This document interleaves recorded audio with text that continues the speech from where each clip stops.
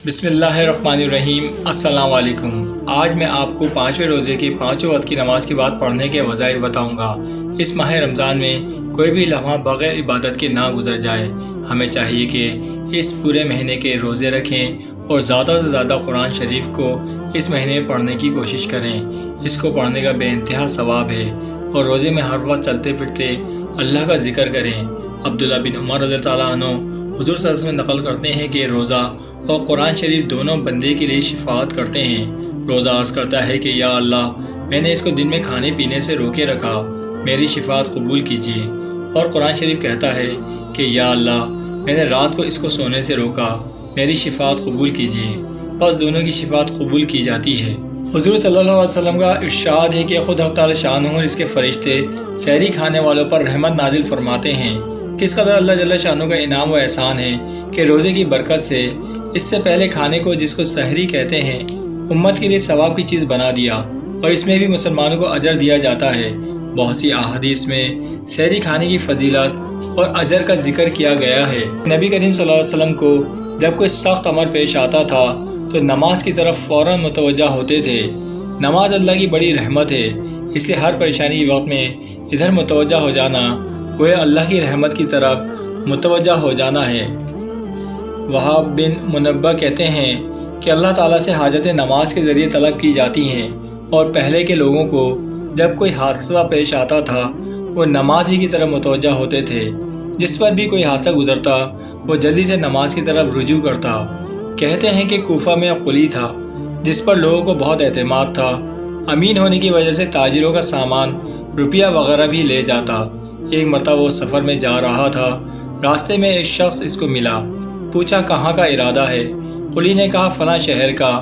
وہ کہنے لگا مجھے بھی جانا ہے، میں پاؤں چل سکتا تو تیرے ساتھ ہی چلتا، کیا یہ ممکن ہے کہ 1 دینار کرائے پر مجھے خچر پر سوار کر لے؟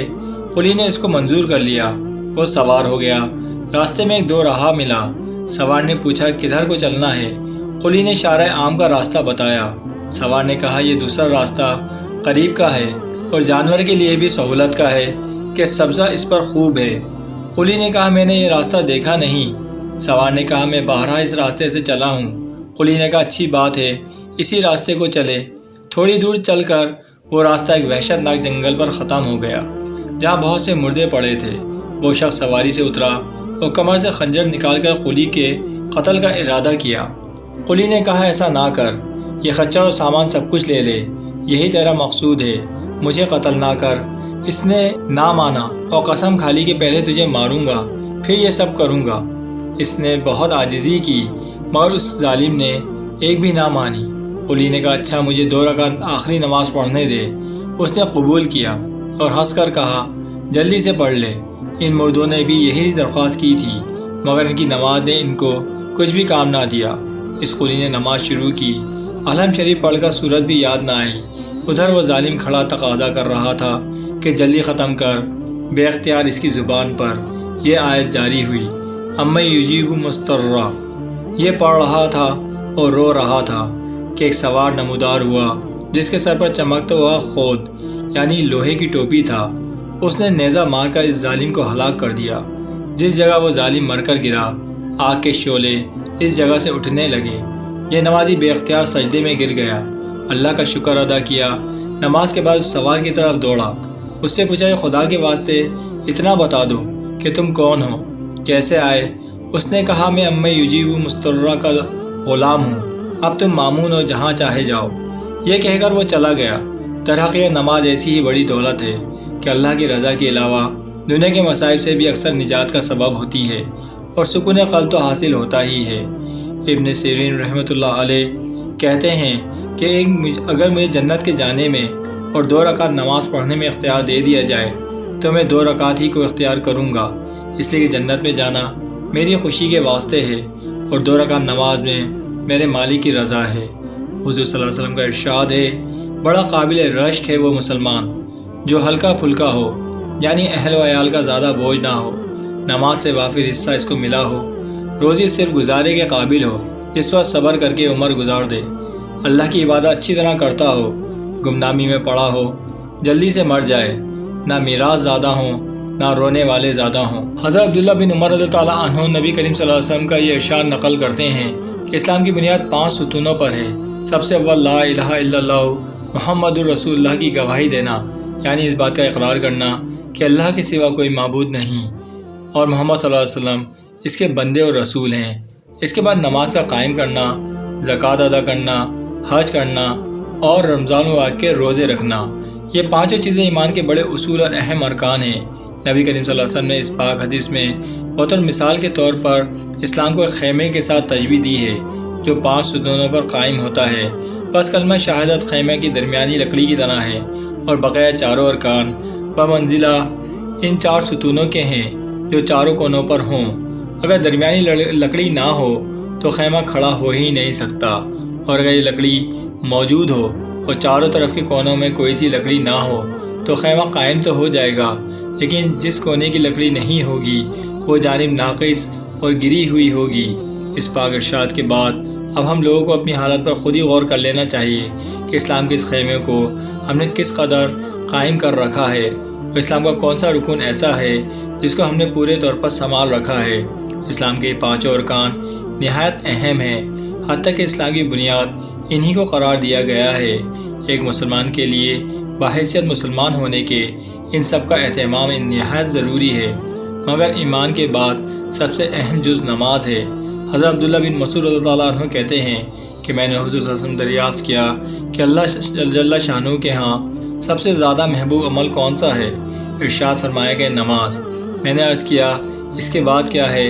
ارشاد فرمایا کہ والدین کے ساتھ حسن سلوک۔ میں نے عرض کیا اس کے بعد کون سا ہے؟ ارشاد فرمایا جہاد۔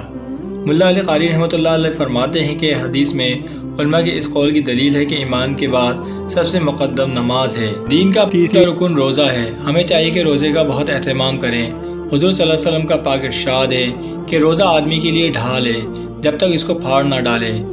ڈھال ہونے کا مطلب یہ ہے کہ جیسے آدمی ڈھال سے اپنی حفاظت کرتا ہے، اسی طرح روزے سے بھی اپنے دشمن یعنی شیطان سے حفاظت ہوتی ہے۔ ایک روایت میں آیا ہے کہ روزہ حفاظت ہے اللہ کے عذاب سے، دوسری روایت میں ہے کہ روزہ جہنم سے حفاظت ہے۔ ایک روایت میں وارد ہوا ہے کہ کسی نے عرض کیا یا رسول اللہ روزہ کس چیز سے پھٹ جاتا ہے؟ آپ صلی اللہ علیہ وسلم نے فرمایا کہ جھوٹ اور غیبت سے۔ ہمیں بھی چاہیے کہ روزے کی حالت میں ہر قسم کی گناہوں سے بچنے کی کوشش کریں۔ اب میں آپ کو 5ویں روزے میں 5 وقت کی نماز کے بعد پڑھنے کے وظائف بتاتا ہوں۔ بعد نماز فجر اللہ تعالیٰ کے 99 نام الاسماء الحسنی 3 مرتبہ پڑھیں۔ بعد نماز ظہر دعائے کرب و غم 17 مرتبہ پڑھیں۔ وہ دعا اور اس کا ترجمہ یہ ہے: اللہ ہی اللہ میرا رب ہے، میں اس کے ساتھ کسی کو شریک نہیں ٹھہراتا۔ بعد نماز عصر سورہ ملک 2 مرتبہ پڑھیں۔ سورہ ملک یہ ہے۔ بعد نماز مغرب دعائے مغفرت 200 مرتبہ پڑھیں۔ وہ دعا اور اس کا ترجمہ یہ ہے۔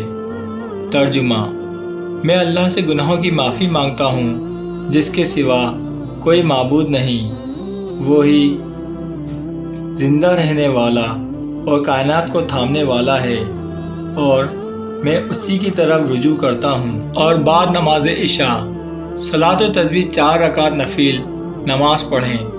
تسبیح یہ ہے: سبحان اللہ والحمد للہ ولا الہ الا اللہ واللہ اکبر۔ ترجمہ: پاک ہے تو اے اللہ اور تمام تعریفیں اللہ ہی کے لیے ہیں، اور نہیں کوئی عبادت کے لائق سوائے اللہ کے، اور اللہ سب سے بڑا ہے۔ طریقہ یہ ہے: 4 رکعت صلاۃ و تسبیح کی نیت کیجیے اور اس طرح پڑھیں۔ اللہ پاک مجھے بھی اور آپ کو بھی ان سارے وظائف کی کرنے کی توفیق عطا فرمائے۔ آمین ثم آمین۔